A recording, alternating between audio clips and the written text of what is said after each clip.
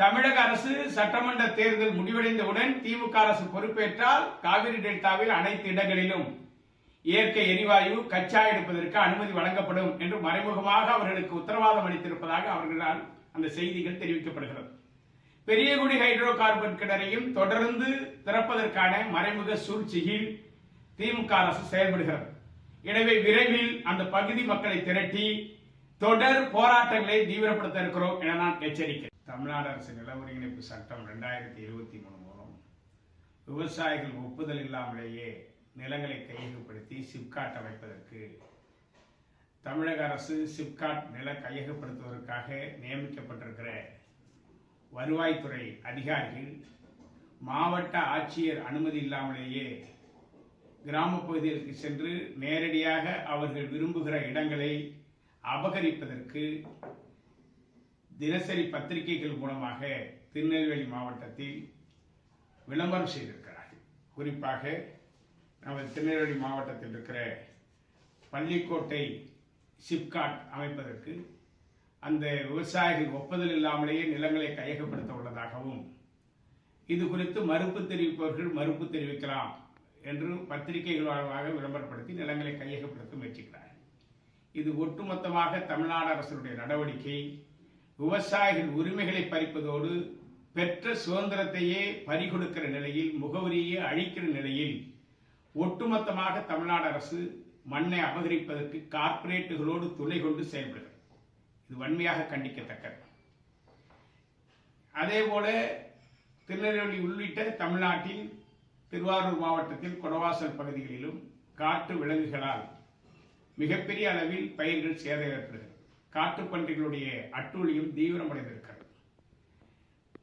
மத்திய அரசு கடந்த மாதம் விலங்கினங்களால் பயிர்கள் அழிந்தாலும் மனிதர்கள் இறந்தாலும் பிரதமர் காப்பீட்டு திட்டத்தின் மூலம் இழப்பீடு பெறுவதற்கு அறிவிப்புகளை வெளியிட்டிருக்கிறது.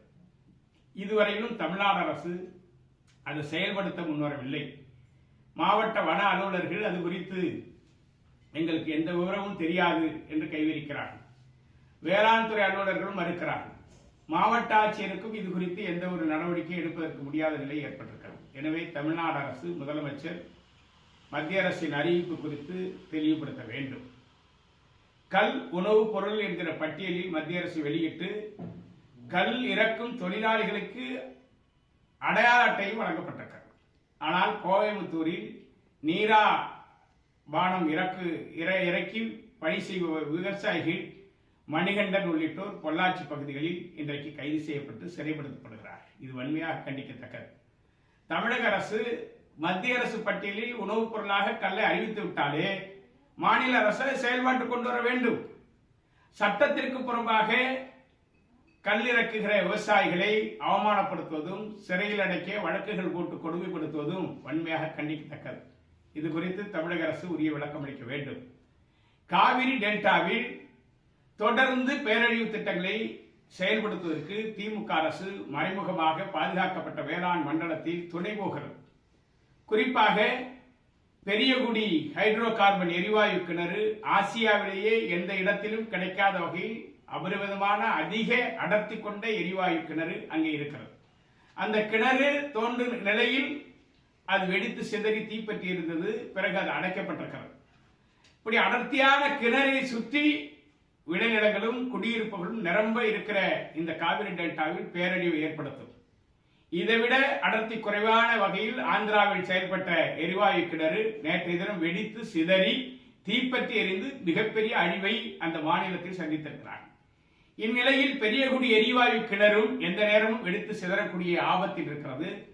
ஆனால் ONGC அதிகாரிகள் சங்கம் என்கிற பெயரில் தமிழக அரசு சட்டமன்ற தேர்தல் முடிவடைந்தவுடன் திமுக அரசு பொறுப்பேற்றால் காவிரி டெல்டாவில் அனைத்து இடங்களிலும் இயற்கை எரிவாயு கச்சா எடுப்பதற்கு அனுமதி வழங்கப்படும் என்று மறைமுகமாக அவர்களுக்கு உத்தரவாதம் அளித்திருப்பதாக அவர்களால் அந்த செய்திகள் தெரிவிக்கப்படுகிறது.